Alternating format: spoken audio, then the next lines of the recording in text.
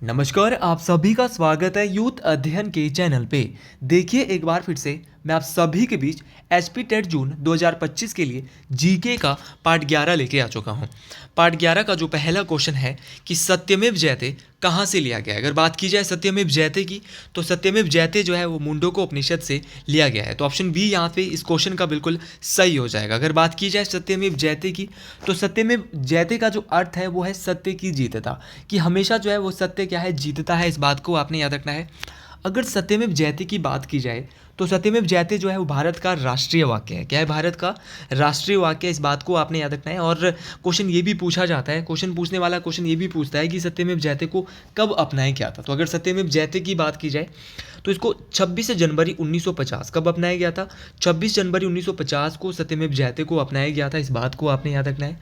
और सत्यमेव जयते जो ये नारा या शब्द का जो इसको दिया गया था, वो मदन मोहन मालवीय के द्वारा इसको जो है एक नारा भी दिया जाता है, सत्यमेव जयते। इस बात को भी आपने याद रखना है। अगर आप भी तैयारी कर रहे हो किसी भी टेट एग्जाम की जून में जो आपका होना है, तो आप हमारे बैचेस से जुड़ सकते हैं, जो कि जिसकी एडमिशन जो है वो 25 जनवरी से शुरू हो चुकी है। हमारी जो क्लासेज है वो 5 फरवरी से शुरू होने जा रही है। आपके पास यहाँ पर लाइव प्लस रिकॉर्डेड क्लासेज रहने वाली है। जो क्लास आप लाइव देखेंगे वो घर आके बाद में रिकॉर्डेड भी आप देख सकते हैं। क्योंकि अगर बहुत सारे स्टूडेंट ऐसे हैं जो प्राइवेट स्कूल में टीचिंग करते हैं, कहीं पर जॉब करते हैं, और वो भी अपना टेट क्वालिफाई करना चाहते हैं, तो उनके लिए बहुत बड़ी अपॉर्चुनिटी है। हमारी जो फीस है मात्र 499 रुपये है। Live plus recorded classes, experience start, हर एक सब्जेक्ट का हमारे पास अलग अलग स्टाफ है यहाँ पर, जो आपके लिए बहुत ज़्यादा हेल्पफुल है। यहाँ पर हर एक सब्जेक्ट के लिए आप हर एक चीज़ को बहुत ही डिटेल से हम यहाँ पे करा रहे हैं। टॉपिक वाइज हर एक चीज़ यहाँ पे करवाई जाएगी। उसी प्रकार ऑप्शन में यहाँ पर बहुत सारी चीज़ें और भी दी गई है। तो आप जल्दी से हमारे बैचेस से जुड़िए, जिस पर बहुत सारे बच्चे ऑलरेडी एनरोल हो चुके हैं। तो आप भी अगर एनरोल होना चाहते हैं हमारे बैच से, तो आप जल्दी से एनरोल हो सकते हैं। मुंडोक उपनिषद के बारे में हमने देखा। मुंडोक उपनिषद भी हमारे जो हिंदू धर्म के जो 108 उपनिषद है ना, उसी में से लिया गया है मुंडोक उपनिषद। और ये 5वां उपनिषद माना जाता है मुंडोक उपनिषद। फिर रामायण ऑप्शन में दिया है। रामायण की जो रचयिता है वो कौन है? तो रामायण की जो रचयिता है वो महर्षि वाल्मीकि है। इस बात को आपने याद रखना है, मोस्ट इंपॉर्टेंट बात है। अर्थशास्त्र के रचयिता कौन है? तो अर्थशास्त्र की जो रचयिता है वो कौटिल्य है।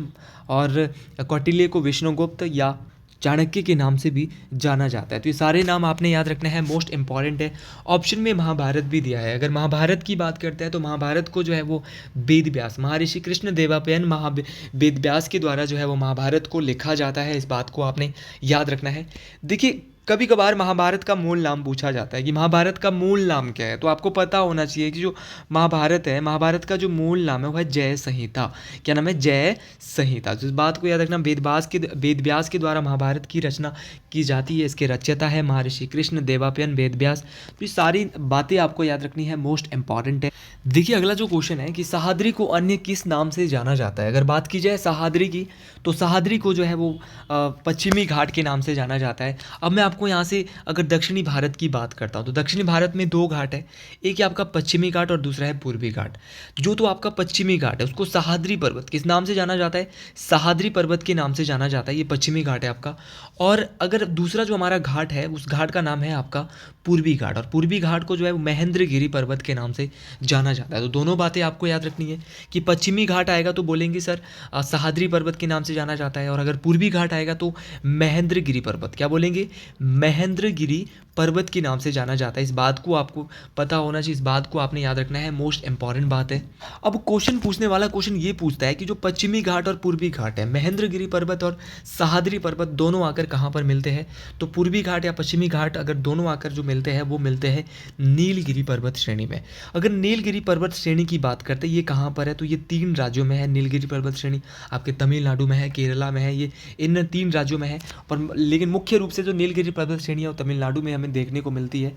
अब हर पर्वत श्रेणी की सबसे ऊंची चोटी होती है। मान लो कि नीलगिरी पर्वत श्रेणी है, तो नीलगिरी जो माउंटेन रेंज है इसकी जो सबसे ऊंची चोटी है वो कौन सी है? तो नीलगिरी माउंटेन रेंज की सबसे ऊंची चोटी है डोडा बेटा, और डोडा बेटा ही दक्षिण भारत की दूसरी सबसे ऊंची चोटी है। इस बात को आपने याद रखना है। क्वेश्चन को कहाँ से शुरू किया और कहाँ पे खत्म कर रहे हैं, क्वेश्चन पूछने वाला कुछ भी पूछ सकता है। तो डोडा बेटा दक्षिण भारत की दूसरी सबसे ऊंची चोटी है। अब ये क्वेश्चन बहुत ट्रेंडिंग में आ गया है, तो इस बार टेट परीक्षाओं में मुझे लग रहा है ये क्वेश्चन पूछा जाएगा। इसकी हाइट जो है 2437 मीटर है, 2637 मीटर में इसकी हाइट बोल सकता हूँ। सर क्वेश्चन पूछने वाला क्वेश्चन ये भी पूछ सकता है ना कि दक्षिण भारत की सबसे ऊंची चोटी कौन सी है। तो अगर दक्षिण भारत की सबसे ऊंची चोटी की बात करें, तो दक्षिण भारत की जो सबसे ऊंची चोटी है उसका जो नाम है वो है अन्नाईमुड़ी। अन्नाईमुड़ी जो है वो दक्षिण भारत की सबसे ऊंची चोटी है, जो कि अन्नामलाई पर्वत श्रृंखला में। और अन्नाईमुड़ी जो साउथ इंडिया की सबसे ऊंची पीक तो है यही, कहाँ पर पड़ती है, केरल में। तो आपको ये याद रखना है कि जो केरल में है वो अन्नाईमुड़ी पर्वत चोटी है। और अगर मैं अन्नाईमुड़ी पीक की बात करता हूँ तो ये पूरे दक्षिण भारत की सबसे ऊंची चोटी है, इस बात को भी आपने याद रखना है। ये मोस्ट इंपॉर्टेंट बात है, परीक्षाओं में काम आने वाली बात है। केरल की बात करता है, केरल में आपका इलायची की पहाड़ियाँ भी है। क्वेश्चन ये भी आता है कि भारत में इलायची की पहाड़ियाँ कहाँ पर है, तो इलायची की जो पहाड़ियाँ हैं वो केरल में है, इस बात को भी आप याद रखेंगे, मोस्ट इंपॉर्टेंट बात है। और अन्नामलाई की जो पहाड़ियाँ हैं जहाँ पर अनाईमुड़ी पर्वत श्रृंखला पाई जाती है वो भी कहाँ पर है, वो भी केरला में स्थित है। ऑप्शन ए यहाँ पर अरावली पर्वत श्रृंखला दिया है। अगर अरावली पर्वत श्रृंखला के बारे में थोड़ा बहुत पढ़ लेते हैं, क्वेश्चन पूछने वाला क्वेश्चन ये भी पूछ सकता है कि भारत की सबसे पुरानी पर्वत श्रृंखला कौन सी है। तो अगर बात की जाए भारत की सबसे पुरानी पर्वत श्रृंखला की तो है अरावली पर्वत श्रृंखला। अगर बात की जाए अरावली पर्वत श्रृंखला की, ये भारत की सबसे पुरानी पर्वत श्रृंखला है। और अरावली पर्वत श्रृंखला जो है वो भारत के राजस्थान में सबसे अधिक इसका विस्तार है। 80% अरावली पर्वत श्रृंखला का जो विस्तार है वो राजस्थान में है। इसके अलावा ये गुजरात से लेकर राजस्थान और हरियाणा तक ये फैली हुई है। 3 राज्यों में अरावली पर्वत श्रृंखला फैली हुई है। और अरावली पर्वत श्रृंखला, जैसा कि मैं बता चुका हूँ, भारत की सबसे पुरानी पर्वत श्रृंखला है और हर पर्वत श्रृंखला की सबसे ऊंची चोटी होती है। तो अरावली पर्वत श्रृंखला की जो सबसे ऊंची चोटी है वो है गुरु शिखर। और गुरु शिखर जो है वो राजस्थान में पड़ती है, जो कि अरावली पर्वत श्रृंखला की सबसे ऊंची चोटी है। 17-22 मीटर इसकी ऊंचाई है। अगला क्वेश्चन बहुत ही इंपॉर्टेंट क्वेश्चन है। अगला क्वेश्चन देखो, टेट परीक्षाओं के लिए बहुत ही मैं कहूँगा तो ये क्वेश्चन बहुत फेवरेट क्वेश्चन रहता है टेट परीक्षाओं वालों का, है HB बॉस का, कि निम्न में से कौन सा राजा बीणा बजाता था। देखिए, कौन सा राजा ऐसा था जो बीणा बजाता था, तो वो था समुद्रगुप्त। जी हाँ, ऑप्शन ए बिल्कुल सही हो जाएगा। समुद्रगुप्त ऐसे राजा थे जिनको सिक्कों पर बीणा बजाते हुए यहाँ पर दर्शाया गया है। ऑप्शन ए बिल्कुल सही यहाँ पर होने वाला है। तो अगर मैं बात करता हूँ समुद्रगुप्त की, पहला क्वेश्चन तो टेट परीक्षाओं में जो बहुत दफ़ा से पूछा जा रहा है कि भारत का नेपोलियन किसे कहा जाता है, तो जो भारत का नेपोलियन है ये समुद्रगुप्त को कहा जाता है। अब क्वेश्चन पूछने वाला क्वेश्चन ये भी पूछ लेगा कि जो समुद्रगुप्त है इसको भारत का नेपोलियन किसने कहा है। ये ऐसे क्वेश्चन अगर आपको आते हैं ना तो आप टेट परीक्षा आराम से पास कर सकते हो। तो भारत का नेपोलियन समुद्रगुप्त को वी ए स्मिथ, किसके द्वारा, बी.ए. स्मिथ के द्वारा इसको भारत का नेपोलियन कहा गया था। समुद्रगुप्त जो है वो चंद्रगुप्त प्रथम के बेटे थे। कौन थे भाई, चंद्रगुप्त जो प्रथम थे उनके जो बेटे थे वो कौन थे, समुद्रगुप्त थे। पहले तो आपको ये पता होना चाहिए कि समुद्रगुप्त के पिता का नाम क्या था, तो इनके पिता का नाम था चंद्रगुप्त प्रथम। और समुद्रगुप्त के दरबारी कवि होते थे, इनका नाम बहुत बार परीक्षाओं में पूछा गया है, इनका नाम था हरिशेन। तो हरिशेन किसके दरबार में दरबारी कवि हुआ करते थे, तो ये हरिशेन की अगर बात करें तो हरिशेना जो है वो समुद्रगुप्त की दरबार में जो है वो दरबारी कवि हुआ करते थे। और इन्हीं हरिशेन के द्वारा जो है वो प्रयाग प्रशस्ति के बारे में जो है वो इनके द्वारा ही जो है प्रयाग प्रशस्ति, जो जिसको हम इलाहाबाद स्तंभ लेख भी कहते हैं, इसके बारे में जो है, या प्रयाग प्रशस्ति स्तंभ के बारे में भी जो है इसके बारे में इनके द्वारा कहा गया था या लिखा गया था। तो ये प्रयाग प्रशस्ति जो है वो समुद्रगुप्त ने बनवाई जरूर थी, लेकिन इसके बारे में जो लिखा था वो हरिशेन के द्वारा, जो कि राजकवि थे, दरबारी कवि थे, किसके, समुद्रगुप्त के। इस बात को आपने याद रखना है। और प्रयाग प्रशस्ति जो इन्होंने लिखी थी वो संस्कृत भाषा में, किस भाषा में, संस्कृत भाषा में इन्होंने प्रयाग प्रशस्ति के बारे में लिखा था। और अगर मैं समुद्रगुप्त की बात करता हूँ तो इन्होंने उत्तर भारत के 9 राजाओं को हराया था और दक्षिण भारत के 12 राजाओं को। ये क्वेश्चन भी आता है कि उत्तर के कितने राजाओं को हराया, तो उत्तर के 9 राजाओं को हराया और दक्षिण के जो है वो 12 राजाओं को हराया। देखिए, अगर मैं चंद्रगुप्त प्रथम की बात करता हूँ तो चंद्रगुप्त प्रथम के द्वारा 319 ईस्वी में गुप्त संवत की शुरुआत की गई थी। तो ये भी क्वेश्चन आता है कि जो गुप्त संवत है वो किसके द्वारा लाया गया था, तो गुप्त संवत जो है वो समुद्रगुप्त के पिता किसके द्वारा, चंद्रगुप्त प्रथम के द्वारा 319 ईस्वी में लाया गया था। और चंद्रगुप्त प्रथम का विवाह किससे हुआ था, एक बार टेट में ये क्वेश्चन आया था भाई, चंद्रगुप्त प्रथम का जो विवाह है वो किससे हुआ था, तो इनका विवाह जो है एक लिच्छवी वंश की एक राजकुमारी थी। लिच्छवी वंश की राजकुमारी, उनका नाम जो था वो था राजकुमार कुमार देवी। तो इनका जो विवाह हुआ था वो कुमार देवी से हुआ था, जो कि लिच्छवी वंश की एक राजकुमारी थी। राजकुमारी कुमार देवी से इनका जो है वो क्या होता है, चंद्रगुप्त प्रथम का विवाह होता है। इस बात को आपने याद रखना है। अगर गुप्त वंश की बात करें, गुप्त वंश की जो स्थापना है वो किसके द्वारा, तो गुप्त वंश की जो स्थापना है वो श्रीगुप्त किसके द्वारा की गई थी, श्रीगुप्त के द्वारा की गई थी। और श्रीगुप्त गुप्त वंश के ऐसे राजा थे जिन्होंने महाराजा की उपाधि धारण करी थी। ऐसे क्वेश्चन आपसे परीक्षाओं में पूछे जाएंगे। ऑप्शन में अशोक दिया है, तो थोड़ा बहुत इनके बारे में भी देख लेते हैं। वैसे हमने इस क्वेश्चन के बारे में बहुत ज़्यादा देख लिया है। अशोक का जो जन्म हुआ था वो 304 ईसा पूर्व, मतलब 304 बीसी में। बीसी में समय हमेशा पीछे को आता था। 304 ईसा पूर्व में इनका जो समय जन्म जो होता है वो कहाँ पर हुआ था? पाटलिपुत्रम। तो इनका जो जन्म होता है वो पाटलिपुत्रम, जो कि वर्तमान में पटना है, बिहार की राजधानी है। इस बात को आपने याद रखना है। पाटलिपुत्रम में इनका जन्म होता है 304 ईसा पूर्व में। इसके बाद 269 ईसा पूर्व में जो है अशोक का राज्याभिषेक। ये भी क्वेश्चन आता है कि इनका राज्याभिषेक कब हुआ था? तो 269 बीसी में। 269 बीसी में इनका राज्याभिषेक होता है। इस बात को आपने याद रखना है, मोस्ट इंपॉर्टेंट बात है। और राज्याभिषेक के 8 वर्ष बाद, ये भी क्वेश्चन आता है कितने वर्ष बाद? 8 वर्ष बाद 261 ईसा पूर्व में जो है वो अशोक के द्वारा कलिंग का युद्ध लड़ा जाता है। और कलिंग के युद्ध में जो है इनकी हार होती है। इस बात को आपने याद रखना है। तो 261 ईसा पूर्व में अशोक की जो है वो कलिंग का युद्ध लड़ते हैं, और कलिंग के युद्ध में ये जो है वो इनकी जीत होती है। और कलिंग के युद्ध में जीत होने के बाद जो है ये क्या करते हैं? बौद्ध धर्म को अपनाते हैं। तो किसके प्रभाव में आके इन्होंने जो है बौद्ध धर्म की शिक्षा ली थी? तो एक उपगुप्त थे। तो उपगुप्त थे, एक बौद्ध भिक्षु। इनसे इन्होंने जो है वो क्या ली थी? शिक्षा ली थी अशोक ने। किसकी? बौद्ध धर्म की। ये भी क्वेश्चन पूछा जाता है। अब बौद्ध धर्म का प्रचार प्रसार करने के लिए इनके द्वारा बौद्ध भिक्षु भेजे गए थे। जैसे कि श्रीलंका के लिए इन्होंने भेजा अपना पुत्र और पुत्री संघमित्रा और महेंद्र। तो महेंद्र इनका पुत्र था और संघमित्रा इनकी पुत्री थी। इनको हमने श्रीलंका इन्होंने भेजा था। और अगर बात की जाए हिमालय की ओर जो अशोक के द्वारा वो मजिम को, किसको भेजा गया था? मजिम को भेजा गया था। और अगर मैं इसके अभिलेखों की बात करता हूँ तो इसका जो 13वां अभिलेख है उसमें कलिंग युद्ध की बात की गई। और कलिंग युद्ध जो है वो 261 ईसा पूर्व में लड़ा गया था। तो इस क्वेश्चन के बारे में बहुत सारी चीज़ें हमने बहुत ही डिटेल में पढ़ ली है। अब अगले क्वेश्चन की बात करते हैं। अगला क्वेश्चन बोल रहा है कि क्षेत्रफल के आधार पर भारत का विश्व पर कौन सा स्थान है? जी हाँ, बिल्कुल। ये क्वेश्चन जो है बहुत ही इंपॉर्टेंट बनता है, परीक्षाओं के लिए बहुत काम आने वाला क्वेश्चन है। तो ये क्वेश्चन मैं बहुत दफ़ा आपको बता भी चुका हूँ। क्षेत्रफल की दृष्टि से भारत का जो विश्व में स्थान है वो 7वां स्थान है। मैं बहुत बार शॉर्ट्स भी अपने यूट्यूब में डालता हूँ। तो ये ऑप्शन बी बिल्कुल सही हो जाएगा। आपको सिर्फ इतना ही पता नहीं होना चाहिए कि 7वें स्थान पे कौन है। आप टेट परीक्षा देने जा रहे हो, आपसे वहाँ पर कुछ भी पूछ सकता है। सबसे बड़ा पूछ सकता है, दूसरा, तीसरा, चौथा, पांचवा, छठा। भारत कौन से नंबर पे? 7वां। 7वें के बाद नहीं पूछेगा, लेकिन 7 तक तो भाई आपको पता होने चाहिए। अब वैसे तो आप याद करेंगे तो भूल जाएंगे। अब सर की दी हुई एक ट्रिक याद करना, रुक चीन अब आ भारत। ट्रिक का नाम क्या दिया? रुक चीन अब आ भारत। तो आपने इससे क्या बनाना है? रुक से आप 2 देश बनाएंगे। पहले नंबर पे है रूस से रूस, क से बनेगा। दूसरे नंबर पे कनाडा। तीसरे पे आ रहा है चीन से बनाएंगे चीन, अ से बनाएंगे। चौथे पे अमेरिका। पांचवे पे ब से ब्राजील। छठे से बनाएंगे ऑस्ट्रेलिया। तो आ से बनाया ऑस्ट्रेलिया। और भारत कौन से नंबर पे? 7वें। एक बार फिर से इस ट्रिक को आपने याद रखना है। ट्रिक का नाम था रुक चीन अब आ भारत। जी हाँ, बिल्कुल। रुक से बनाए 2 देश, रशिया और कनाडा। तीसरे नंबर पे था आपका चाइना, चाइना से बनाया चीन, तीसरे नंबर का सबसे बड़ा देश विश्व में। चौथे नंबर पे बनाया अब, रुक चीन अब से बनेंगे 2 देश, अ से अमेरिका, अमेरिका चौथे नंबर पे आता है।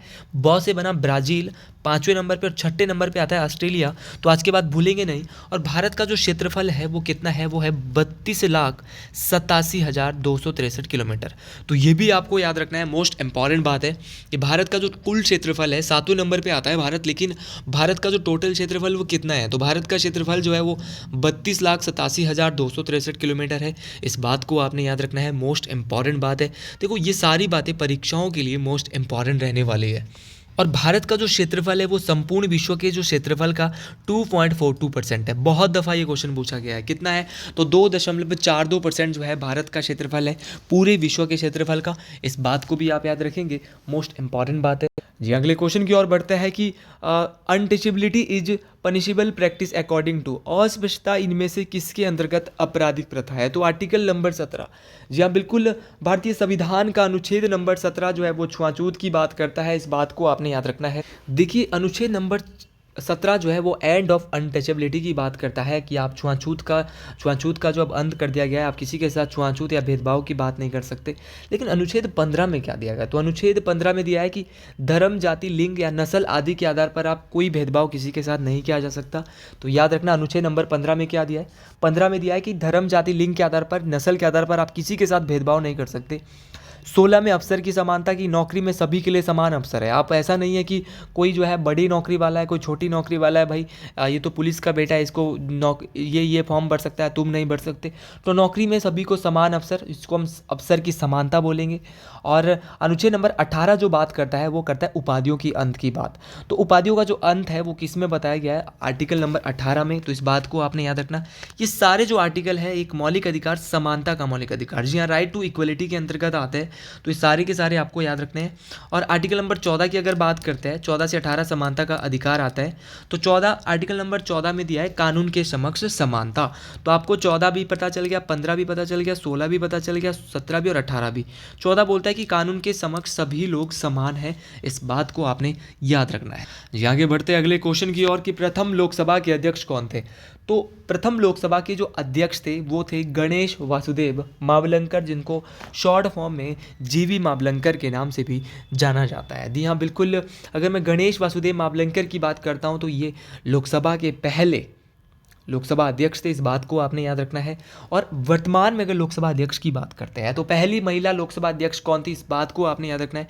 तो पहली महिला लोकसभा अध्यक्ष मीरा कुमार थी। इस बात को भी आप याद रखेंगे, मोस्ट इंपॉर्टेंट बात है, परीक्षाओं में पूछी जाने वाली बात है कि मीरा कुमार कौन थी। तो मीरा कुमार जो है वो प्रथम महिला लोकसभा अध्यक्ष थी। लेकिन वर्तमान में जो है लोकसभा के अध्यक्ष कौन है, तो वर्तमान में जो दूसरी बार लगातार जो लोकसभा के जो अध्यक्ष बने हैं वो बने हैं ओम बिरला। कौन बने हैं, ओम बिरला। और ओम बिरला जो है ये राजस्थान के कोटा लोकसभा क्षेत्र से आता है और यहीं से ये चुनाव भी लड़ते हैं ओम बिरला जी।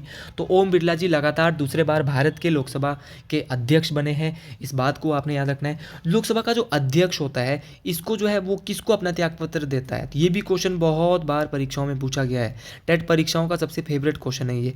तो लोकसभा का जो अध्यक्ष है वो अपना जो रेजिग्नेशन देता है, त्यागपत्र देता है, वो लोकसभा के उपाध्यक्ष को देता है, लोकसभा के डिप्यूटी स्पीकर को देता है। और लोकसभा का जो डिप्यूटी स्पीकर होता है, लोकसभा का जो उपाध्यक्ष होता है, वो लोकसभा के अध्यक्ष को जो है अपना क्या देता है, त्यागपत्र देता है। तो ये सारे क्वेश्चन मोस्ट इंपॉर्टेंट है। जितने भी क्वेश्चन आपको यहाँ पे नजर आ रहे होंगे सारे के सारे क्वेश्चन मोस्ट इंपॉर्टेंट ये है। अगला क्वेश्चन देखिए, क्वेश्चन सारे के सारे मोस्ट इंपॉर्टेंट है और जितने क्वेश्चन मैं आपको कराता हूँ आपके टेट परीक्षाओं के लिए बहुत इंपॉर्टेंट है। अगर आप मेरी वीडियोज़ को लगातार देख रहे हो ना तो ये वीडियोज़ आपके लिए बहुत ज़्यादा हेल्पफुल रहने वाली है। आपकी जितनी भी एग्जाम है उसको क्लियर करवाने में आपकी बहुत ज़्यादा हेल्प करने वाली है। तो आप इन वीडियोज़ को लगातार देखते रहे, बहुत हेल्पफुल ये वीडियोज़ आपके लिए रहने वाली है। चाहे आपका कोई सा भी एग्जाम है, एसपी टेट का, चाहे वो शास्त्री है, जेबीटी है, कोई सा भी एग्जाम है, आपको बहुत हेल्पफुल ये वीडियोस रहने वाली है। अगला क्वेश्चन है कि right to constitutional remedies comes under. देखिए, अगर मैं बात करता हूँ संवैधानिक उपचारों के अधिकार की तो ये फंडामेंटल राइट्स, मूल अधिकार के अंतर्गत ही आती है। मौलिक अधिकार जिनको हम कहते हैं उनके अंतर्गत ही आती है। देखिए, अगर मैं संवैधानिक उपचारों के अधिकार की बात करता हूँ तो संवैधानिक उपचारों के जो अधिकार है इनको जो है वो अगर मैं बात करूँ तो ये भारत के जो संविधान निर्माता है भीमराव अंबेडकर साहब के द्वारा इनको संविधान की आत्मा और हृदय, हार्ट एंड सोल। तो भाई याद रखना है कॉन्स्टिट्यूशन का हार्ट एंड सोल किस आर्टिकल को, तो आर्टिकल नंबर 32। तो अनुच्छेद नंबर 32 में जो है संविधान के उपचार का अधिकार है, जिनको राइट टू कॉन्स्टिट्यूशनल रेमेडीज कहते हैं, जो कि एक संविधान के 6 मौलिक अधिकारों में से एक मौलिक अधिकार है। इस बात को आपने याद रखना है, मोस्ट इंपॉर्टेंट है ये बात भी। देखिए, संवैधानिक उपचारों के अधिकार में 5 प्रकार की आपके पास रिट दी गई है और अगर आप सुप्रीम कोर्ट में रिट लेके जाएंगे तो किस अनुच्छेद नंबर 32, और अगर हाई कोर्ट में जाएंगे तो अनुच्छेद नंबर 226। तो आप ये भी पता होना चाहिए कि उच्च न्यायालय में आप किसके तहत रिट को जारी कर सकते हैं, तो अनुच्छेद नंबर 32 के तहत। और अगर आप हाई कोर्ट में जाना चाहते हैं तो आर्टिकल नंबर 226। तो आपको हर एक चीज़ का पता होना चाहिए। आपको जितना ज़्यादा चीज़ों का पता होगा ना उतनी ज़्यादा आपको जो है वो परीक्षा में आसानी नज़र आएगी। तो 5 प्रकार की रिट होती है, मैं 5 प्रकार की रिट आपको बता देता हूँ। पहली होती है बंदी प्रत्यक्षीकरण, जिसको कहते हैं हैबियस कॉर्पस। दूसरी होती है परमादेश, जिसको कहते हैं मैंडमस। तीसरी होती है अधिकार परीक्षा, जिसको कहते हैं क्यू वारंटो। चौथी होती है उत्प्रेक्षण, जिसको बोलते हैं सैनिटरी। और 5वीं होती है प्रतिषेध, जिसको कहते हैं प्रोहिबिशन। तो ये सारी की सारी आपको याद रखनी है। तो आज के लिए इतना ही। अगर आपको ये वीडियो पसंद आई है तो आप कमेंट बॉक्स में ज़रूर एक बार लिखेंगे हर हर महादेव। तो मिलते हैं अगली वीडियो में। हर हर महादेव। जय माँ मंगयाणी, जय माँ ठारी, जय श्री गुरु महाराज।